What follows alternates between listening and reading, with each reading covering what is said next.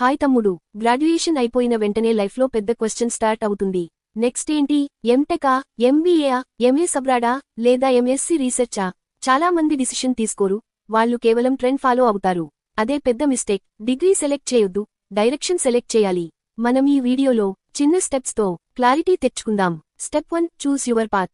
Technical depth కావాలంటే MTech, business and management వైపు వెళ్లాలంటే ఎంబీఏ, గ్లోబల్ కెరీర్ ప్లాన్ ఉంటే ఎంఏ సబ్రాడ్, రీసెర్చ్, అకాడమిక్ ఫీల్డ్ అంటే ప్యాషన్ ఉంటే ఎంఎస్సీ.